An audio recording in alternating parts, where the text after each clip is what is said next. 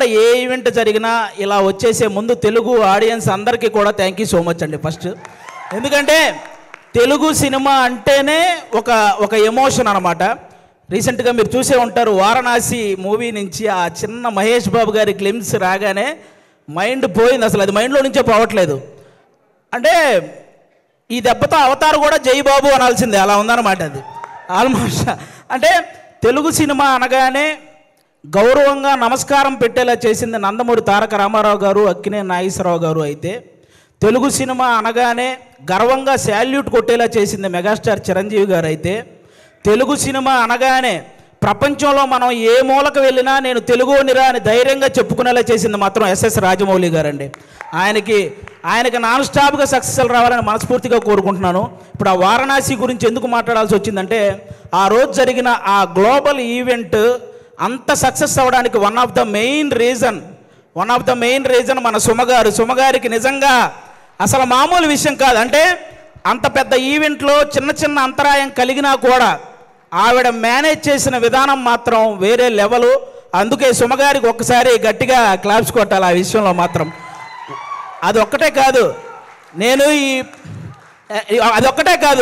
ఈ ప్రేమ అంటే సినిమా కంటే ముందు మీకు అసలు సుమ అంటే ఏంటో చెప్తాను మీకు. అసలు జనరల్గా మీరు Sukumar universe, Lokesh Kanagaraj universe, Sujeeth universe ఇవన్నీ చూసుంటారు కదా. కానీ సుమ యూనివర్స్ అనేది వీటన్నిటికంటే పెద్దది. ఎందుకంటే ఒక డైరెక్టర్ తన ముందు సినిమాకి తర్వాత వచ్చే సినిమాకి మధ్య ఒక లింక్ ఉంటే దాన్ని యూనివర్స్ అంటారు కదా. కానీ ఏ ఇండస్ట్రీకి సంబంధించిన ఏ డైరెక్టర్ సినిమా తీసినా ఆ సినిమాకి సుమ గారి యాంకరింగ్కి మధ్య ఒక లింక్ ఉంటుంది, దాన్నే సుమ యూనివర్స్ అంటారు. అందుకే ఆ యూనివర్సే అన్నిటికంటే పెద్దదనమాట. అసలు సుమ అనే పేరులోనే ఉంది. ఎస్ అంటే సక్సెస్ఫుల్గా, యు అంటే అల్టిమేట్గా, ఎం అంటే మీనింగ్ఫుల్గా, ఏ అంటే యాంకరింగ్ చేసేదే మన సుమ గారు. మామూలు విషయం కాదు. అంటే జనరల్గా ఒక తెలుగువాడిగా పుట్టి ఎక్కడో కేరళలో ఉన్న వాళ్ళ చేత మనవాడరా అనిపించుకున్న అల్లు అర్జున్ గారు ఎంత గ్రేటో, ఒక కేరళ అమ్మాయిగా పుట్టి తెలుగు వాళ్ళందరి చేత మన అమ్మాయిరా అనిపించుకున్న సుమగారు కూడా అంతే గ్రేట్ అబ్బా.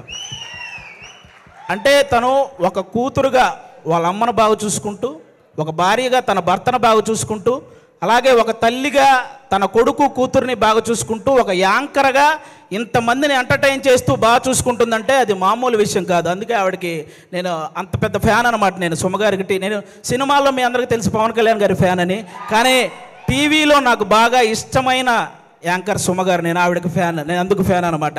బేసిక్గా హీరోల్లో ఫ్యామిలీ హీరోలు ఉంటారు, మామూలు హీరోలు ఉంటారు. అలాగే యాంకర్లో కూడా మామూలు యాంకర్లు, ఫ్యామిలీ యాంకర్లు ఉంటారు. ఫ్యామిలీ హీరో విక్టరీ వెంకటేష్ గారు అయితే ఫ్యామిలీ యాంకర్ మన సుమగారు. అంటే తెలుగు సినిమా ఇండస్ట్రీకి అమ్మాయిలు రావాలంటే ఎక్స్పోజింగ్ చెయ్యాలి, లేకపోతే కమిట్మెంట్ ఇవ్వాలి, ఇలాంటి తప్పుడు ప్రచారాలు చేస్తూ చాలామంది చెప్తుంటారు. కానీ టాలెంట్ ఉంటే అవేం చెయ్యక్కర్లేదు అని నిరూపించినటువంటి మహిళ మన సుమగారు. అంటే మెగాస్టార్ చిరంజీవి గారిని చూసి ఎంతమంది అబ్బాయిలు అయితే ఇన్స్పిరేషన్గా తీసుకొని ఇండస్ట్రీకి వచ్చారో, అలా సుమగారిని ఇన్స్పిరేషన్గా తీసుకొని ఇండస్ట్రీకి వచ్చిన అమ్మాయిలు చాలామంది ఉన్నారు. ఆ విధంగా కూడా ఆమెకి హ్యాట్స్ ఆఫ్ చెప్పుకోవాలి. ఒక ఈవెంట్ అంటే ఆల్మోస్ట్ 4 గంటలు నిలబడి ఆవిడ ఒక్కటే ఎంటర్టైన్ చేస్తూ ఉంటుంది. అలాగే ఒక టీవీ షో చేయాలంటే ఆల్మోస్ట్ 14 గంటలు నిలబడాలి. అంటే ఈవెన్ లేడీస్ ప్రాబ్లమ్స్ ఉన్నా కూడా ఆ పెయిన్ ఫేస్ మీద తెలియకుండా ఇంతమందిని ఎంటర్టైన్ చేస్తూ వస్తుంది. అంటే తను నిలబడి ఒక షోని నిలబెట్టగలిగే ఏకైక యాంకర్ మన సుమగారు. ఆల్మోస్ట్ ఇప్పుడు కాదు, 91లో వచ్చారండి. 91 నుంచి, అంటే 34 సంవత్సరాల నుంచి నాన్ స్టాప్గా మనందరినీ ఎంటర్టైన్ చేస్తూ తన ప్రమోషన్స్తో ఎన్నో సినిమాలను సక్సెస్ చేసిన సుమగారికి కూర్చొని కాదు, ఒక్కసారి అందరూ స్టాండింగ్ ఓవేషన్ ఇచ్చి క్లాప్స్ కొట్టాలని మనస్ఫూర్తిగా కోరుకుంటున్నాను. సీరియస్లీ అసలు అంటే నాకు ఇష్టమైన హీరోలకి, కమెడియన్లకి, డైరెక్టర్లకి, వీళ్ళందరికీ చాలామందికి పద్మశ్రీ అలాగే పద్మభూషణ్ ఇలాంటి అవార్డులు మీరు రావటం చూశారు. అవన్నీ మనకు కూడా చాలా హ్యాపీనెస్ని ఇచ్చాయన్నమాట.